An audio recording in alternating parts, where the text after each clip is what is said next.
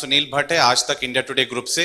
राहुल जी, आप लगातार कन्याकुमारी से आ रहे हैं, पदयात्रा करके आ रहे हैं, आप बेरोजगारी का विषय उठा रहे हैं, आप महंगाई का विषय उठा रहे हैं, लेकिन कल मंच से जिस तरह से दिग्विजय सिंह ने जो बयान दिया, जो आपत्तिजनक बयान दिया, आपको नहीं लगता कि जो आपने अब तक इतनी मेहनत की है उस पर कहीं ना कहीं उन्होंने पानी फेर दिया? एक कमेंट से राहुल जी पूरा प्रश्न सुन लीजिए। दूसरी बात, राहुल जी, कई विषय हैं यहाँ जम्मू कश्मीर में भी और राष्ट्रीय स्तर पर भी जिस पर आप सरकार को कॉर्नर कर सकते हैं। देखिए, देश के गृह मंत्री अमित शाह ने संसद के पटल पर कहा, तब अधीर रंजन चौधरी साहब वहीं बैठे थे।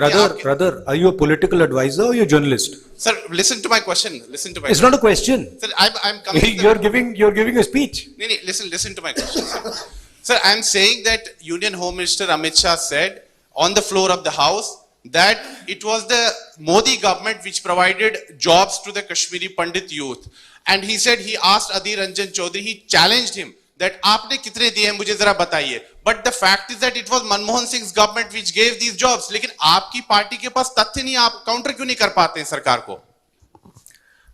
In fact, ये आंकड़ा हमारे पास है, ये आंकड़ा हमने रखा है। कल कश्मीरी पंडित का एक डेलीगेशन आया, उनसे हमारी बातचीत हुई। कश्मीरी पंडित के डेलीगेशन ने हमें बताया कि जो भी हुआ है यूपीए के टाइम, मनमोहन सिंह जी के टाइम हुआ है। उन्होंने ये भी कहा कि बीजेपी उनको पॉलिटिकल हथियार जैसे यूज करती है।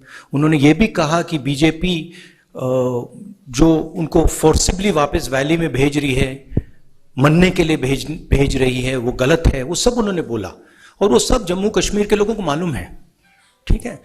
तो और उसको हम दोहराते रहते हैं। पार्टी ने इस देश को आज़ादी दी है। कांग्रेस पार्टी ने इस देश के सारे इंस्टीट्यूशंस क्रिएट करे हैं। कांग्रेस पार्टी की फिलॉसफी में ये देश बना है। जब हमारा देश जब हम अंग्रेजों से लड़ रहे थे, बीजेपी और आरएसएस के लोग अंग्रेजों के साथ खड़े थे, ठीक है। और उनकी आइडियोलॉजी ने, उनके नेताओं ने टू नेशन कॉन्सेप्ट दिया था, सावरकर जी ने, हमने नहीं दिया था। तो कहने की बात है। जो दिग्विजय सिंह जी ने कहा उससे मैं बिल्कुल अग्री नहीं करता हूं। हमारी आर्मी पर हमारा पूरा ट्रस्ट है। अगर आर्मी कुछ करे, सबूत देने की कोई जरूरत नहीं है। तो मैं पर्सनली उनके स्टेटमेंट से कंप्लीटली डिसएग्री करता हूं और कांग्रेस पार्टी के ऑफिशियल पोजीशन भी यही है कि वो दिग्विजय जी का पर्सनल ओपिनियन है, वो हमारा ओपिनियन नहीं है। नहीं, हमने पहले कहा था कि जब तक यात्रा नहीं खत्म होती तब तक हमारा फोकस यात्रा पर और जो हमने मुद्दे उठाए हैं उन पर रहेंगे। यात्रा के बाद क्या होगा वो यात्रा के बाद डिसाइड होगा। मतलब जब तक हम श्रीनगर पहुंचेंगे तब तक हमारा फोकस इसी पे है। क्योंकि होता क्या है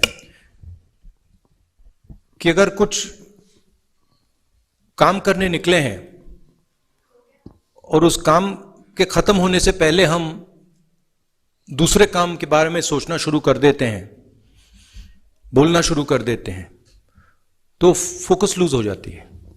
इसलिए हमने ये निर्णय लिया है। It's fine.